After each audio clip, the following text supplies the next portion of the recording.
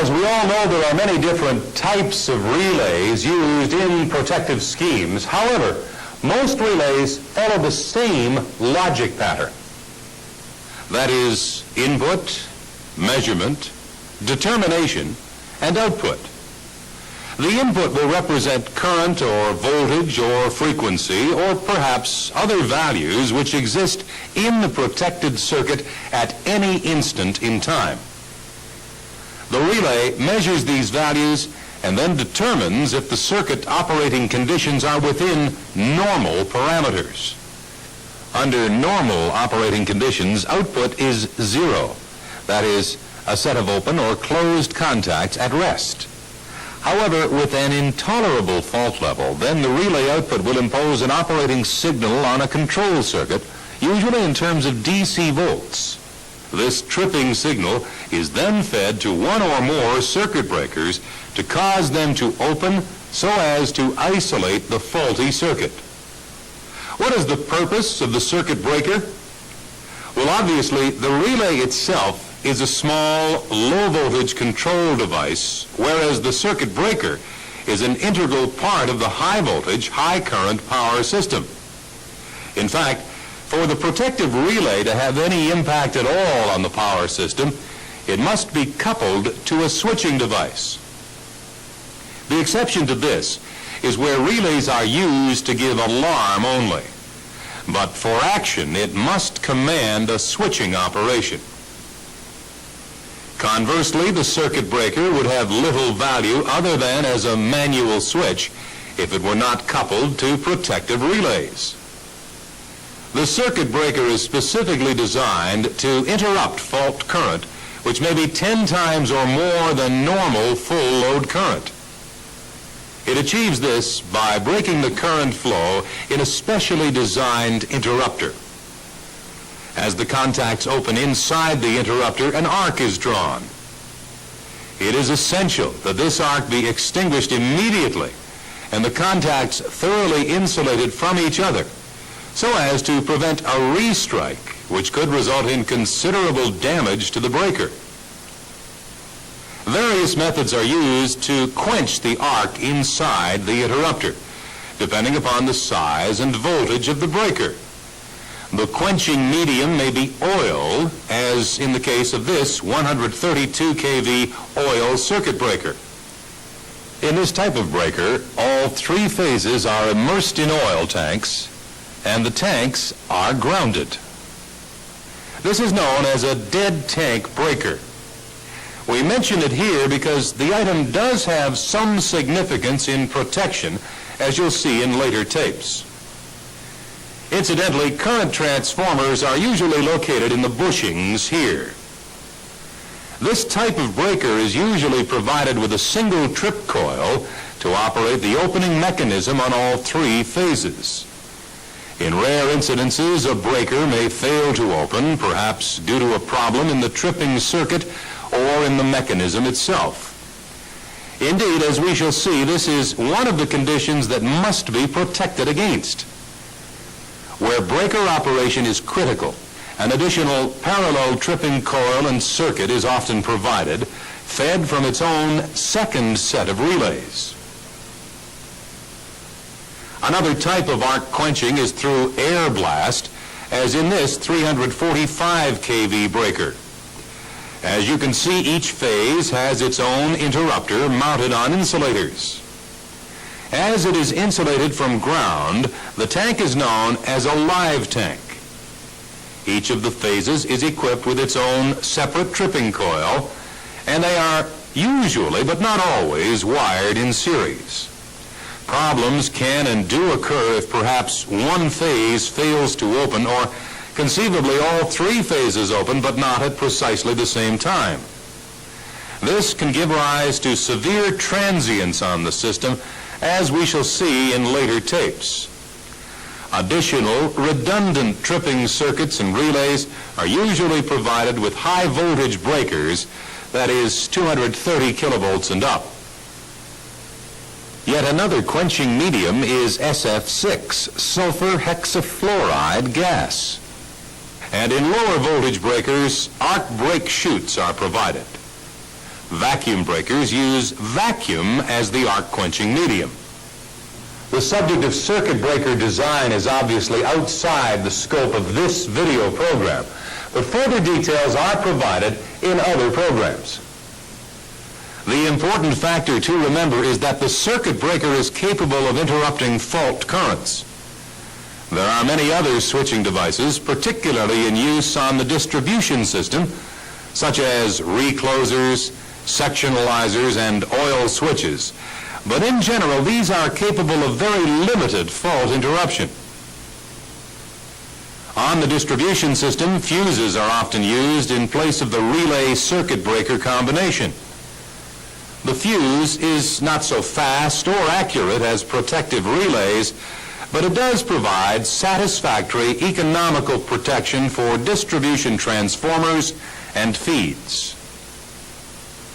Another type of protection frequently encountered at utilization voltage of, say, 480 volts is the direct acting contactor. In one common type, overcurrent causes thermal contacts to open the circuit. In another type, a built-in relay opens the contactor. However, let's return to the thrust of this program, that is, protective relaying of the power system. This circuit shows the elements of a very basic protection scheme. The inputs to the relays are provided by current and voltage.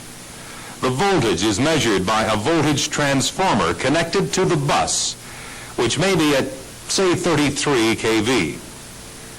The secondary side of the voltage transformer, or potential transformer as they are often called, delivers 120 volts to the relay. This voltage will, of course, rise or fall in proportion to variations in the bus voltage, so it will represent the actual bus voltage to the relay. Similarly, the line current is represented by the input to the relay from the current transformer. We shall be talking more about CTs and VTs later. This circuit breaker is located in the line, that is, the protected circuit. Let's suppose that a high magnitude fault occurs on the line at this point. The relay will detect the intolerably high current and send a tripping signal to open the circuit breaker. Let's look at this tripping circuit. A 125 volt DC system is provided for operation of the breakers. The circuit breaker closing and tripping coils are energized by 125 volt DC from the station battery, as this provides a continuous and reliable power supply. When the circuit breaker is closed, the elementary tripping circuit will look like this. These auxiliary contacts are closed because the breaker is closed, but the tripping coil will not be energized until either 1, the protective relay contacts close, or 2, the manual switching contacts are operated. In practice, there may be other parallel contacts which can open the breaker.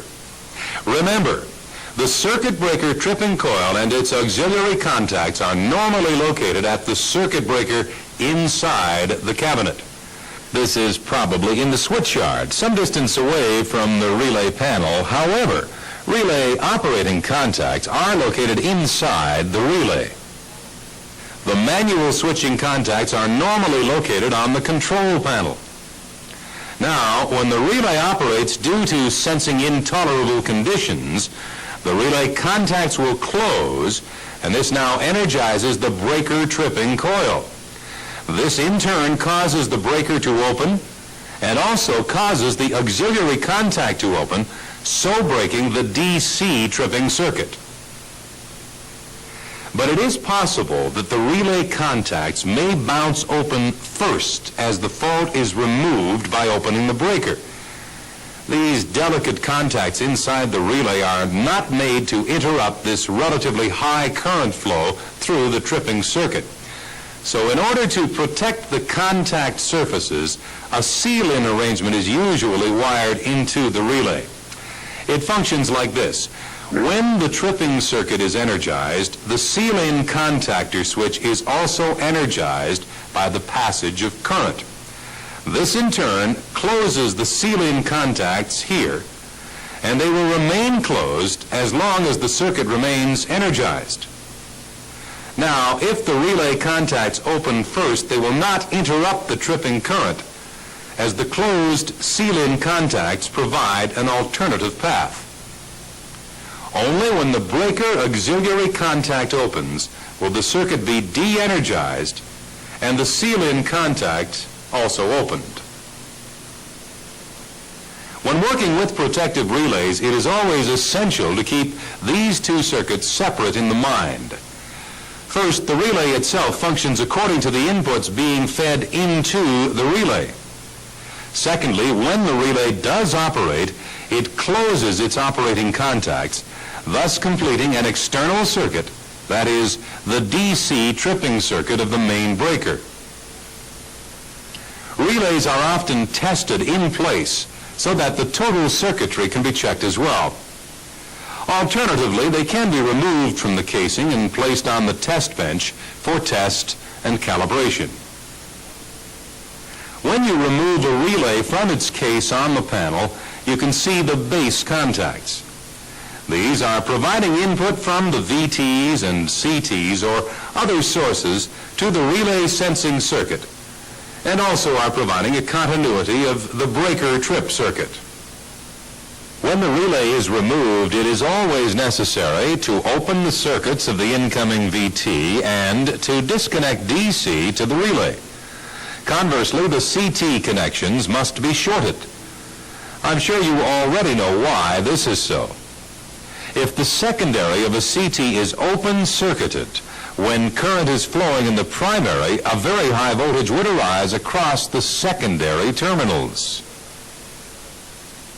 Of course, the circuit that we have been studying is extremely simple, and we have not specified any particular type of relay. You know that this is going to get far more complicated as we go along. For example, considering the three phases of the same circuit, we now have to include 3 relays, 1 per phase, plus a ground relay, all with their separate CTs and sometimes VTs as well. But before we go on, let's take a short break. Please switch off the tape now and thoroughly review this material in your workbook.